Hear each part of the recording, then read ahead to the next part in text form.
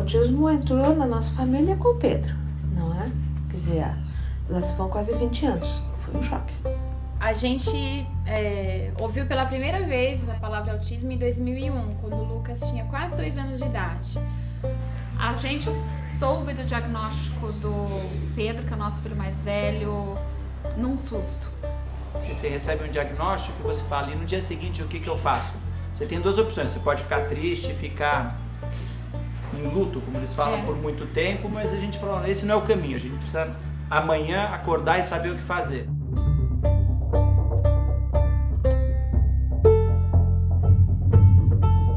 Nenhuma criança autista ou nenhum adulto autista é igual, cada um é diferente, cada um tem o seu jeito. Tem dificuldade de comunicação, tem dificuldade de relacionamento, tem dificuldade de reação ao ambiente. Então, digamos, são 3 coisas básicas, né? Você tem que conhecer o seu autista, né? O autista que você tem em casa, para daí, efetivamente, ver o quanto que ele está afetado nessas várias áreas.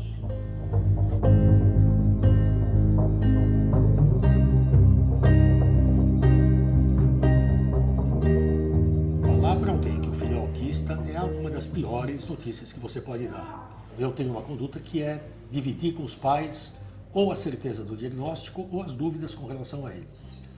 E aí, imediatamente vem a pergunta, quer dizer, mas ele vai falar? Ele vai frequentar uma escola regular?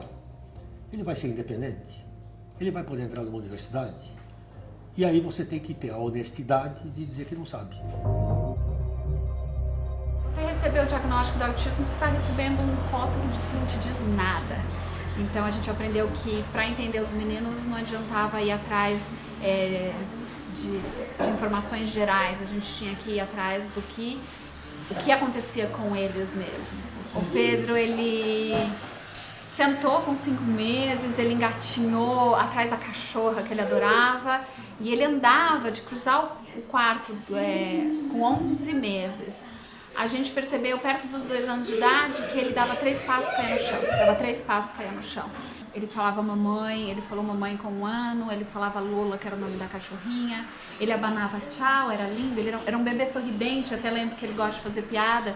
E a gente saía na rua com o carrinho com ele, todo mundo falava, nossa, que bebê sorridente. E ele falava sorrisonho, ele não tem dente. Então é uma piada que marcou bastante, quer dizer, ele sorria, ele era uma criança que olhava tudo, era um bebê que sorria muito. E era uma coisa que, de repente, a gente viu que era aquela criança que tinha perdido toda a expressão facial. E a gente não sabe onde se perdeu, né? Dentro do espectro do autismo, eles são muito diferentes. O Luiz é completamente diferente do Pedro. O Pedro tem características clássicas e tudo mais. E o que a Marie falou é importante, é que todo mundo se atém ao que a criança faz. E, na verdade, não é esse o importante. É o que ela não faz. Como muita gente pergunta, ele fala ou não fala? O Luiz falava desde 1 ano e meio, falava frases, fazia perguntas, mas nenhuma com a intenção de se comunicar. O maior problema dele hoje é a ansiedade, ele é recebido na escola, a escola não consegue entender as dificuldades dele, ele está numa escola particular, mas a escola não consegue entender as dificuldades dele de ansiedade, ele detesta ir para a escola. E a escola não percebe que ele detesta ir para a escola, então é um jogo super difícil. Ele de aniversário, eu falei para ele, você pode escolher o programa que você quiser, que a gente vai fazer à tarde com você. E ele falou para mim, eu quero não ir para a escola. Qual que é o ambiente próprio da infância na modernidade? É a escola.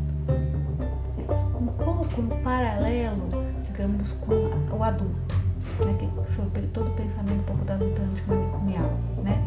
Você excluir, né, do contato com os outros, com os semelhantes, traz um malefício grande que é depois a recuperação disso. Como é que você inclui se você só está excluindo? Você não consegue incluir numa escola se você não incluir na sociedade inteira. Como que você vai incluir uma criança Asperger que não sabe se defender, que não sabe ler os códigos sociais? Isso vai ser massacrado, não é? Como é que é isso? Então, antes de você incluir uma pessoa assim, você tem que preparar toda a escola, você tem que preparar a sociedade. Isso é uma coisa muito grande, não é com uma canetada que se resolve isso. Quando o Pedro Entrou na escola com 13 meses, né? Não bateu um mês, né? Na escolinha, na primeira reunião de pais e mestres, a professorinha falou assim, olha, tem alguma coisa errada. Ele não interage, porque aí, lógico, ele entrou numa classe que tinha 8 crianças. E aí ele destoava, completamente, né? Sempre que você faz um diagnóstico baseado no que não está dentro do normal, é mais precoce. Porque um bebê com tantos meses tem que fazer isso, um bebê com tantos meses tem que começar a falar, tem que fazer... Se não está fazendo isso, para lá, tem alguma coisa errada. Porque nessa idade ele já deveria estar começando a fazer isso. Uma criança começa a ter aqueles comportamentos típicos mais tardiamente, com 2, 3 anos, que são uma espécie de resposta aos déficits que já vem apresentando desde o nascimento. Ou então, depois de um ano e pouco e tal, né? Quando eu era mais novo, que a gente saía a família inteira, assim, saía junto com o Pedro, eu tinha um pouco de vergonha, né? E era uma coisa meio irracional, assim, porque, na verdade, é o diferente, é meu irmão, em casa não tinha problema, mas sair era um pouco... Porque eu sabia que as pessoas todas iam olhar, e era uma coisa até de timidez, né?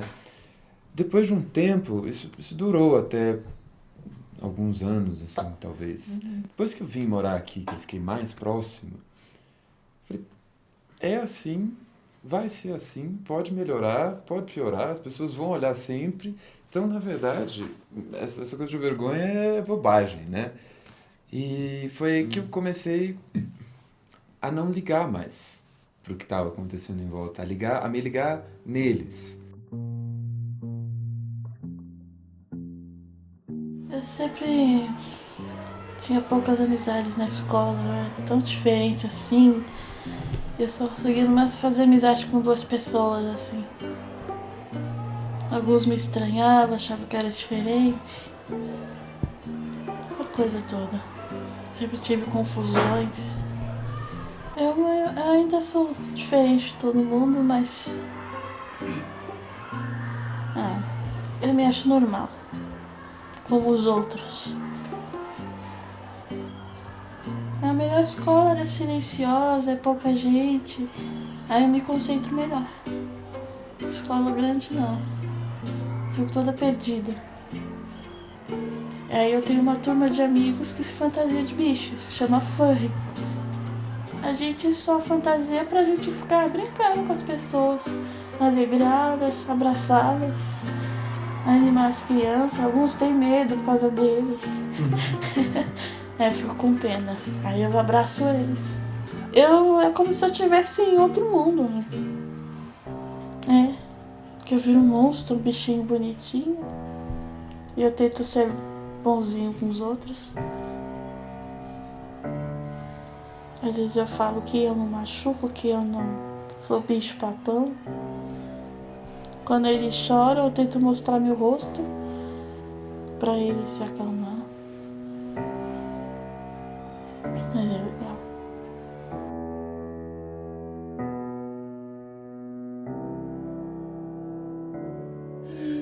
O Lucas, se você olhar pra ele, é perfeitamente normal. Não tem nenhuma deficiência, nenhum traço. Mas as crianças, por ver que de fato não tem nenhum traço, acabam até tirando sarro. Aí ele vem com muita dificuldade na escola e sofrendo bullying, ainda pelo fato de ser autista, por ter uma falta de esclarecimento da própria sociedade, das crianças, dos pais, e de não saberem lidar com a situação. Nossa, quando eu recebi o diagnóstico do Davi, poxa, imagina só, a primeira coisa que me veio na cabeça, eu falei, poxa, pode um raio cair 2 vezes no mesmo lugar? Já temos o desafio do Lucas, aí vem o desafio do Davi, e terapia é caro, como eu te falei, tudo é muito caro, nada é de graça nesse mundo. Eu fiquei em estado de choque, porque aí você começa até meio que ter uma autocobrança. Poxa, será que o pato sou eu? Será que o problema sou eu? Será que está no meu DNA? O que é tudo isso? Você não começa a entender um monte de coisa. Parece que caiu, né? Eu perdi o chão. A gente passa por várias fases. A fase do choque, a fase do choro, a fase da negação, depois da aceitação e da sua atitude. Então a gente aprendeu a lidar com a questão com uma outra perspectiva, um outro olhar. Não com uma coisa negativa, mas como um desafio a ser vencido.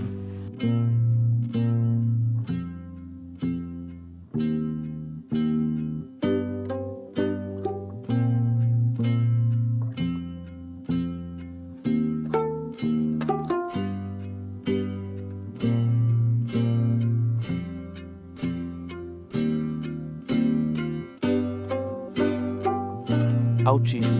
Para ajudar, é preciso entender.